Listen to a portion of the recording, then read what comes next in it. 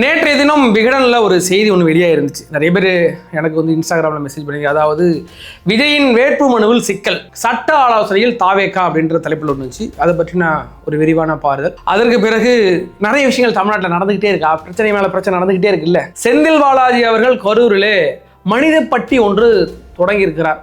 மனிதப்பட்டி ஏற்கனவே ஈரோட்டில் தலைவன் மண்ணாப்பல அந்த இடைத்தேர்தலப்போ இப்போ மறுபடியும் இங்கே ஸ்டார்ட் பண்ணியிருக்காரு.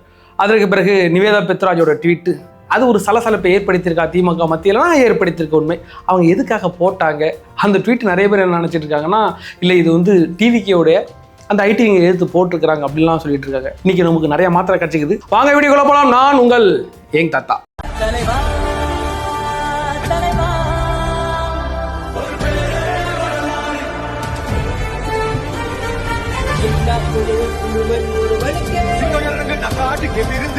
ஏன்னா ஆல் ஏரியாவிலையும் ஐயா கில்லிட.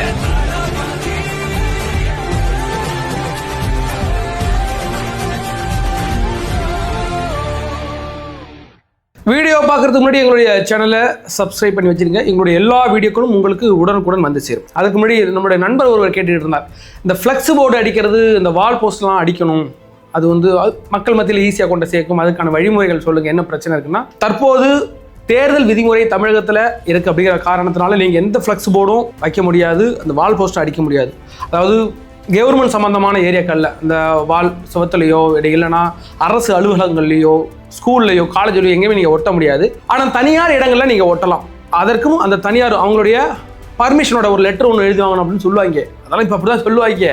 அந்த திமுக அதிமுகலாம் களத்தில் இறங்கினது பேர் எவனும் எதையுமே அவங்க ரூல்ஸ் எல்லாம் ஃபாலோ பண்ண மாட்டாங்க. அப்போ நீங்களும் ரூல்ஸை ஃபாலோ பண்ணணும் அப்படின்னு நம்ம மேலே கேஸ் போகிறதுக்கு அதிக வாய்ப்பு இருக்குது. என்கிட்ட தாவைக்கு எது பண்ணாலும் தப்பு இல்லை நம்ம. ஆனால் அந்த நேரத்தில் கண்டிப்பாக நீங்கள் அதெல்லாம் வால் போஸ்ட்டு அந்த ஃப்ளெக்ஸ் போர்டெலாம் நீங்கள் உங்களுடைய யார் உங்களுடைய ஏரியாவில் உள்ள வேட்பாளரோ அவரின் அனுமதியோட, ஏன்னு கேட்டால் இந்த செலவு கணக்குலாம் எங்கே வரணும் அப்படின்னு கேட்டிங்கன்னா அந்த வேட்பாளருடைய அந்த செலவு கணக்கில் அந்த சுவிதா அக்கௌண்ட்டில் ஏற்றணும். அதனால் நீங்கள் அதன்படி பார்த்துக்கணும். உங்கள் ஏரியா வேட்பாளரோட கலந்தாசிச்சு ஆலோசனை பண்ணிவிட்டு அதுக்கு பிறகு நீங்கள் பண்ணுங்கள். நேற்றைய தினம் விகடனில் ஒரு கட்டுரை வந்துருந்துச்சு, ஒரு இஷ்யூ ஒன்று. அதாவது விஜயுடைய வேட்புமனு தாக்கலில் ஒரு இஷ்யூ இருக்குது, அதனால் சட்ட ஆலோசனை நடத்தி கொண்டு இருக்கிறது தாவேக்கா அப்படின்றது ஒரு வந்துச்சு. அது உண்மைதான். என்னன்னு பார்த்தீங்கன்னா, இப்போ வந்து வேட்புமனு தாக்கல் வர 30ஆம் தேதி வேட்புமனு தாக்கல் எல்லாம் தொடங்கிடும். அப்போ விஜய் அவர்களும் வேட்புமனு தாக்கல் பண்ணலாம். எல்லா வேட்பாளர்களுக்கும் ஒரு படிவம் கொடுப்பாங்க. அந்த 26வது படிவத்தில் என்னன்னா, வேட்பாளருடைய அசையும் சொத்து, அசையா சொத்து, அது இல்லாமல் அவங்க ஏற்கனவே அவங்க வருமான வரி அதெல்லாமே கொடுக்கணும். அதுபோக மனைவிகிட்ட எவ்வளோ சொத்து இருக்குது, மனைவி எவ்வளோ அப்படி அவங்க தாக்கல் பண்ணுறாங்க, வருமான வரி எவ்வளோ தாக்கல் பண்ணுறாங்க, குழந்தைகள் பேரில் எவ்வளோ சொத்து இருக்குது, அது எல்லாமே ஃபில் பண்ணணும். இப்போ விஜய் இருக்கிற சுச்சுவேஷனில் அதெல்லாம் ஃபில் பண்ண முடியுமா அப்படின்னு கேட்டால் சந்தேகம் தான். ஏன்னு கேட்டிங்கன்னா, சங்கீதா அவர்கள் பிரிஞ்சு போயிட்டாங்க. நம்ம தலைவர் வேறு அங்கே போயிட்டு எனக்கு இந்த நாட்டெல்லாம் ஒருத்தே இல்லைன்னு சொல்லி அந்த அம்மாவை காண்டே ஏற்றி விட்டாப்பையா, அந்த மாதிரி காண்டில் இருக்கும். நாளைக்கு விஜய் அவர்கள் வேட்புமனு தாக்கலில் இந்த டீட்டெயிலாம் சேர்க்கணும். உங்கள் மனைவியின் பெயரில் எவ்வளோ சொத்து இருக்குது, இப்போ 2 வருஷமாக அவங்க பிரிஞ்சிருக்காங்க, அவங்க எங்கெங்கே சொத்து வாங்கினாங்க, என்னென்ன எவ்வளோ சொத்து இருக்குது அப்படிங்கிறது விஜயால் தெரியாது. அப்படி இருக்கிற பட்சத்தில் விஜய் அவர்கள் இதை சரிவர ஃபில் பண்ணலைன்னா எதிர்கட்சிகள் கேள்வி எழுப்பக்கூடும். என்னட்டா ஒரு பெரிய தலைவர் அவருடைய ஒரு இஷ்யூ நடக்குது அப்படிங்கிற பட்சத்தில் எதிர்கட்சிகள் காலகாலமாக கேள்வி கேட்டுட்டு இருக்காங்க. அப்படி இருக்கிற பட்சத்தில் விஜய் அவர்கள் மனு தள்ளுபடி செய்யப்படுமானா தள்ளுபடி செய்யப்படும், உண்மைதான். ஆனால் உச்சநீதிமன்றம் என்ன கடந்த காலங்களில் என்ன தீர்ப்பு கொடுத்துருக்குன்னா, ஒரு அரசியல் கட்சி தலைவரின் மனைவி பிரிஞ்சு இருந்தாலோ டிவோர்ஸ் பண்ணியிருந்தாலோ அவர்கள் சொத்து விவரம் தெரிவதற்கான எந்த வாய்ப்பும் கிடையாது, அவங்க சொல்ல வேண்டிய அவசியமும் கிடையாது. அப்படிங்கிற பட்சத்தில் அப்படின்னா எல்லாருமே தள்ளுபடி பண்ணுற மாதிரி இருக்கும்ல. அதனால கடந்த முறை உச்சநீதிமன்றம் கொடுத்த தீர்ப்பு என்ன பண்ணால், எனக்கு தெரியாது, அதன்படி அதன் டீட்டெயில்ஸ் எங்களுக்கு தெரியாது, நாங்கள் 2 பேரும் கடந்த காலம் 2 ஆண்டுகளாக பிரிந்து இருக்கிறோம், இந்த டிவோர்ஸ் கொடுத்த அந்த டாக்குமெண்ட்ல அட்டாச் பண்ணால் எந்த பிரச்சனையும் வராது அப்படிங்கிறது கடந்த அந்த உச்சநீதிமன்ற தீர்ப்புப்படி வந்திருக்கு. சட்ட ஆலோசனை நடந்தது உண்மை என்றால் உண்மை, அதனால எந்த இஷ்யூ வராது அப்படிங்கிறத உங்கள்கிட்ட தெளிவுபடுத்துறேன். ஏன்னா நிறைய பேர் இன்ஸ்டாகிராமில் இதை பற்றி என்கிட்ட கேள்வி கேட்டிருந்தீங்க. அதனால மனோ தங்கராஜ், அமைச்சர் மனோ தங்கராஜ் அவர் என்னன்னா ஆளுக்கு கொஞ்சம் பீர் அடிச்சுக்கிறா போல, ஏதோ ஒரு நம்ம நாட்டுக்கிட்ட எங்கேயோ ஆளு பீர் அடிச்சுக்கிட்டு இருக்கிற ஒரு விஷயம் நமக்கு வந்து மது அருந்துறது நமக்கு வந்தது.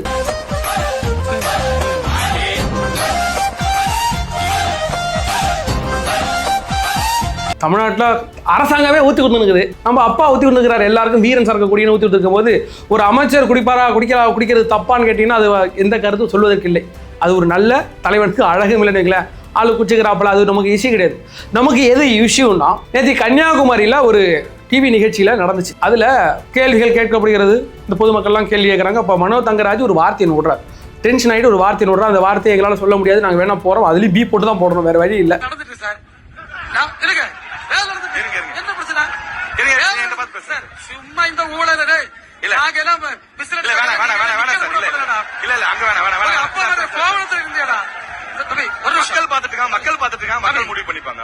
அப்படிங்கிற பட்சத்துல அவர் ஒரு என்ன மனப்பான்மையில் இருக்கிறார்? நீங்க ஓட்டு போட்டு தேர்ந்தெடுத்த மக்கள் உங்களை பார்த்து கேள்வி கேட்டா ஏன் கோபம் வருது? அவங்க சரியான கேள்வி கேட்கறாங்க. அதுலயே ஒருத்தர் போயிட்டு கேட்கிறார், நாங்க உங்களெல்லாம் ஓட்டு போட்டு தேர்ந்தெடுத்திருக்கோமே, நாங்க இன்னைக்கு வரைக்கும் மீன் பிடிச்சா அதை கொண்டு சேல் பண்றதுக்கும் அதற்கான கம்பெனிகளுக்கு நாங்க கேரளா போறோம், நீங்க என்ன செஞ்சிருக்கீங்க? மீனவர்களுக்காக இந்த அரசாங்கம் என்ன செஞ்சிருக்கு? ஒண்ணுமே செய்யல. நாங்க ஒருத்தர் செத்து போயிட்டான், கடல்ல ஒருத்தர் செத்து போயிட்டாயா, அவன பாடி கிடைக்கல, அந்த பாடி அவன் செத்துட்டான்னு ப்ரூவ் பண்ணி டெத் சர்டிஃபிகேட் வாங்க 7 வருஷம் ஆகுமா இந்த அரசாங்கத்தின்படி. இவ்வளோ கஷ்டப்பட்டு இருக்கோம். மற்ற மாநிலங்களில் 2 நாள்ல 3 நாள்ல கிடைக்குது. ஆனால் தமிழ்நாட்டில் மட்டும்தான் 7 வருஷம் காத்திருக்க வேண்டிய சூழ்நிலை இருக்குது. இதுக்கெல்லாம் நீங்கள் என்ன பண்ணீங்க? என்கிட்ட இன்னைக்கு பல மீனவர்கள் கடலுக்கு போகிறோம், திரும்பி வருவாங்கிறது அவங்களுக்கு தெரியாது. அப்படி இறந்து போயிட்டா, இறந்து போனது பிறகு அவங்களுடைய சில அரசு சம்பந்தமான ஒரு அமௌண்ட் வரும் இறந்து போனதுக்கு. அதுக்கெல்லாம் அவங்க 7 வருஷம் காத்திருக்க வேண்டிய சூழ்நிலை இருக்குது.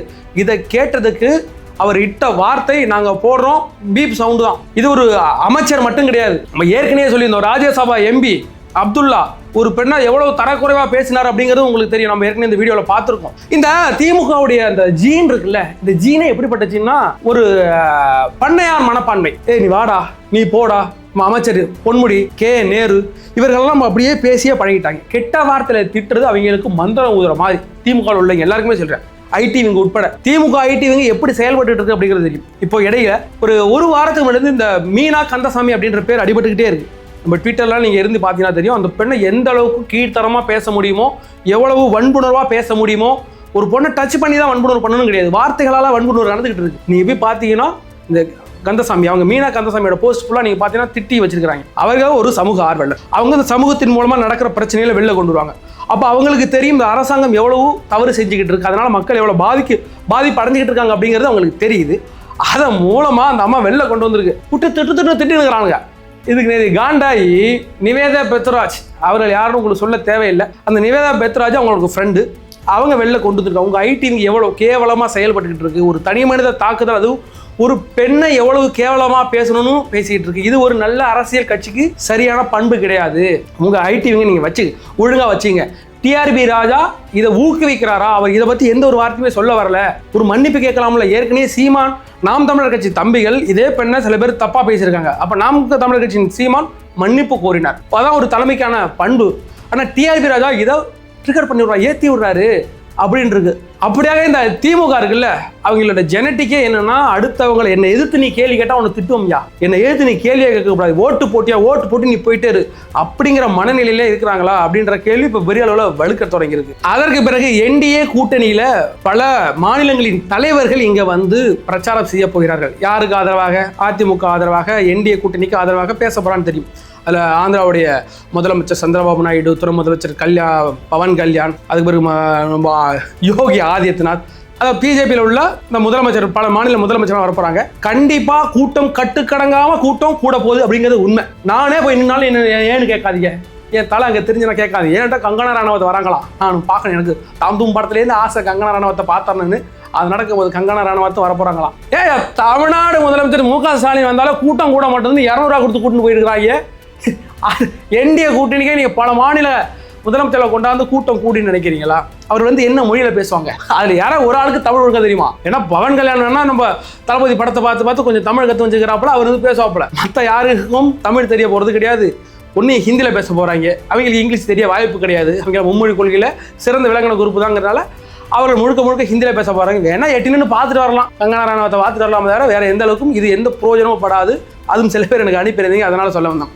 அதற்கு பிறகு நம்ம ஐயா பாலாஜி 10 ரூபா பாலாஜி அவர்கள் கரூரிலே மனித பட்டி ஒன்று தொடங்கி இருக்கிறார். அது எதற்காக? கரூர் சட்டமன்ற தொகுதியில் ஒவ்வொரு வார்டிலும் ஒரு மனித பட்டி அமைக்கப்பட்டு வருகிறது என்றும், வாக்காளர்களை மனித பட்டிகளில் அடைத்து வைத்து மற்ற கட்சியினர் அணுகாத வகையில் திமுக ஏற்பாடு செய்துள்ளதாகவும் அதிமுக தரப்பில் புகார் அளிக்கப்பட்டிருக்கிறது. இந்த செய்தியினை நாம் பார்த்து வருகிறோம். கரூர் ஏற்கனவே தலைவர் ஈரோடு எலெக்ஷன் போது இடைத்தேர்தல் படி பட்டி ஆரம்பிச்சு என்ன பண்ணாருன்னா, அங்கேயே ஒரு மக்களை அடைச்சி வச்சு அவங்களுக்கு தேவையான மது, உணவு, காசு, ஒரு நாளைக்கு நீ அந்த பட்டியல போய் உட்காந்துட்டு உதயநிதி ஸ்டாலின் பணம் போடுவாங்க, பார்த்துட்டு வர வேண்டியதான். 2 வேளை பிரியாணி போடுவாங்க, காலையில் இட்லியும் குடல் கறியும் போடுவாங்க, வரும்போது 500 இல்லை 1000 பணத்தை கொடுத்துருவாங்க. மாதிரி நடந்துச்சுங்க. இப்போ அதே மெத்தடை இங்கே ஃபாலோ பண்ண போகிறாப்புல, அதே மாதிரி நடந்துகிட்டு இருக்கு. இதை வந்து நேற்றுக்கு போயிட்டு இந்த தேர்தல் அதிகாரிகள் போய் ரவுண்ட் பண்ணி பார்த்துருக்காங்க. இதெல்லாம் பெரிய அளவில் நடக்க போது. கரூரில் மட்டும் கிடையாது, இந்த கரூர் மெத்தட் எங்கே பார்த்தா நடக்க போது. பல திருமண மண்டபம் புக் பண்ணிட்டாங்க. கடந்த ஒரு மாதத்துக்கு எங்கள் யாரும் கல்யாணங்கள்லாம் வைக்காதீங்க. கல்யாணம் மண்டபம்லாம் கிடைக்காது. எல்லாம் சரி 10 ரூபா பாலாஜி புக் பண்ணி வச்சுக்கிறாப்புல. எல்லாரும் மண்டபத்துக்கு போக உட்காருங்க, சொடி சொடியாக உட்காந்து கதை பேசி விட்டு சாப்பிட்டுட்டு வரும்போது பணத்தை வாங்கிட்டு வாங்க. ஆம்பளை பசங்களை எல்லாருக்கும் வீரன் சரக்கு கிடைக்கும், குடிச்சிட்டு வாங்க. இதே மாதிரி தான் பண்ண போகிறாங்க. இதெல்லாம் மக்கள் பார்த்துக்கிட்டு இருக்கிறாங்க. எல்லாருக்கும் தெரியும்ல, ஏதோ ஒரு ஊரில் நடக்குது, ஏற்கனவே ஈரோட்டில் நடந்துச்சு அப்படிங்கிறது நம்மளாம் பார்த்துக்கிட்டோம். அதன் விளைவாக இன்னைக்கு எங்கே பார்த்தாலும் பரவி இருக்கு. அப்படிங்கிற பட்சத்தில் தேர்தல் ஆணையம் இது எந்த அளவுக்கு கருத்தில் கொண்டு இதெல்லாம் தடை செய்ய போகிறது அப்படிங்கிறது பொறுத்து தான் நம்ம பார்க்கணும். நம்ம ஏற்கனவே சொல்லியிருந்தோம், திமுக அதிமுக பெரிய அளவில் பணம் கொடுக்க போகிறாங்க நம்ம சொல்லியிருந்தோம். ஆல்ரெடி வந்துட்டு டிசம்பருக்கு முன்னாடிலேருந்து திமுகவும் சரி அதிமுகவும் சரி பெரிய அளவில் அந்தந்த தொகுதிகளுக்கு பணம் பட்டுவாடா செஞ்சு வச்சுட்டாங்க. இருக்கு, இனிமேல் கொடுக்க வேண்டிய மட்டும் தான். அது 3000லேருந்து 5000 ஒவ்வொரு தொகுதிக்கு ஏற்ற மாதிரி அவங்க கொடுக்க போகிறாங்க. அதிமுகவும் அதுக்கு சலைச்சது கிடையாது. இவங்க இருக்கனாலும் நம்ம பணத்தை திருடி நமக்கு கொடுக்க போகிறாங்க. யாரு? திமுக. ஆனால் இவங்க சென்ட்ரல்லேருந்து கொண்டு வராங்க. பெரிய அளவில் இருந்து சென்ட்ரல்லேருந்து கொண்டு வர போகிறாங்க.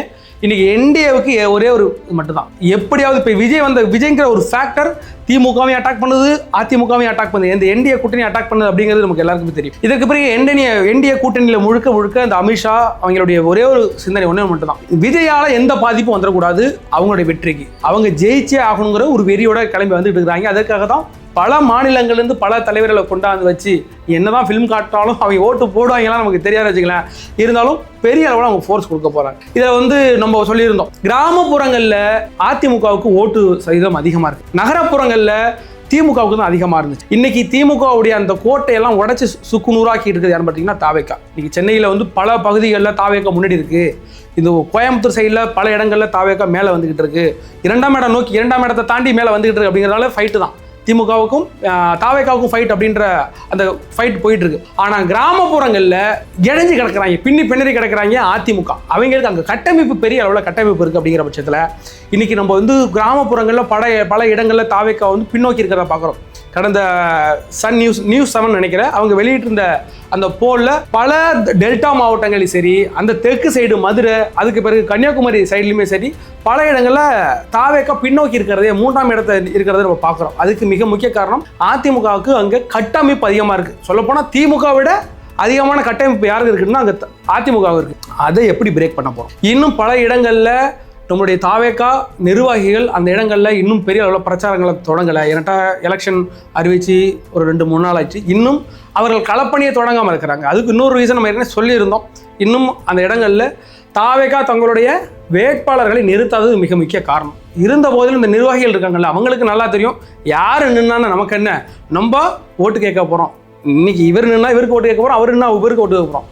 இப்போ போயிட்டு நீங்கள் விசில் சின்னத்துக்கு ஓட்டு போடுங்க, விஜய் அவர்களுக்கு ஓட்டு போடுங்க, விஜய் என்னென்ன திட்டங்கள் அறிவிச்சிருக்கிறார், பெண்களுக்கு என்னென்ன திட்டங்கள் அறிவிச்சிருக்காருன்னு கேட்டு இவங்கெல்லாம் ஓட்டு கேட்டால் ஈஸியாக இருக்கும். என்ன இன்னைக்கு 3 நாள் ஆகிட்டு இன்னும் பெரிய அளவில் கிராமப்புறங்களில், நகரப்புறங்களில் நம்ம பார்க்குறோம் நிறைய பேர் ஓட்டு கேட்குறத பார்க்குறோம். இந்த குழந்தைங்கள்லாம் போயிட்டு ஓட்டு கேட்குறத பார்க்குறோம். ஆனால் பல கிராமப்புறங்களில் இன்னும் ஸ்டார்ட் பண்ணலை. அது ஈஸியாக ஸ்டார்ட் பண்ணிங்கன்னா அந்த டைமில் பிக்கப் ஆகிடும். விஜய் வந்து தான் எல்லாத்தையும் சாதிக்கணும், விஜய் பரப்புரை பண்ணி தான் எல்லாத்தையும் கொண்டு போகணும், விஜய்னு இந்த ஒரு நபரே நம்பி ஒட்டுமொத்த கட்சியும் இருந்துடக்கூடாது. இல்லை, அதற்காக தான் சொல்கிறேன், எல்லா நிர்வாகிகளும் தங்களுடைய வேலைகளை கூடிய விரைவில் நீங்கள் ஆரம்பிச்சிட்டிங்கன்னா அது அப்படியே பிக்கப் ஆகி போயிடுமியா, அப்படி ஓடுற குதிரையோட சேர்ந்து ஓடிடலாம்ல. அதற்காக சொல்கிறேன். ஏன்டா நிறைய மெசேஜ் எனக்கு வருது, இன்னும் எங்கள் ஊரில் பெரிய அளவில் யாரும் பிரச்சாரம் பண்ணலைங்க, எங்கள் ஊரில் எந்த நிர்வாகியும் இல்லை, எங்கள் வீட்டில் வந்து ஓட்டு கேட்கவே இல்லை, யாராச்சும் வந்து கேட்டாங்கன்னா நான் வந்து போகிறதுக்கு தயாராக இருக்கிறேன். அன்றைக்கி எங்கள் ஊரில் வந்து ஒரு தாவேக்காவுடைய கூட்டம்னு நான் சொல்லி அடுத்த நாள் கேள்விப்பட்டேன், எனக்கு நேற்று கூட்டம் நடந்துச்சு, எனக்கு தெரியாது, தெரிஞ்சிருந்தால் நான் போயிருப்பேன் அப்படின்னு சொல்கிறவங்களாம் இருக்கிறாங்க. ஒரு கம்யூனிகேஷன் கேப் இருக்குது இன்னும் தாவேக்காவில், அப்படிங்கிறதுல எந்த ஒரு மாற்று கருத்து கிடையாது. இனி எலெக்ஷன் நெருங்க அதெல்லாம் வந்துச்சுன்னா பிக்கப் ஆகி போயிடும் அப்படிங்கிறது தெரிஞ்சாலும் பல பேர் நான் போய் ஓட்டு கேட்கறதுக்கு தயாராக இருக்கிறேங்க, நானும் அவங்களோட சேர்ந்து ஓட்டு கேட்க தயாராக இருக்கிறேன் அப்படின்ற மனநிலையில் இருக்காங்க. இதுவே மிகப்பெரிய வெற்றி தான். கிராமப்புறங்களில் உள்ள அந்த தாவேக்கா நிர்வாகிகள் இன்னும் தூக்கத்திலிருந்து எழுந்திருச்சு, எலெக்ஷன் ஒன்றும் இருக்குது, இன்னும் ஒரு மாதம் தான், ஒரு 34-35 நாளில் வந்துட்டு நினைக்கிறேன். அதற்குள்ள உங்களுடைய வேலைகளை நீங்கள் சிறப்பாக செஞ்சீங்கன்னா நாம் எதிர்பார்க்கின்ற அந்த கனவு பூர்த்தியாகும். கான்ஃபிடென்ட்டாக இருங்க, வெற்றி நிச்சயம்.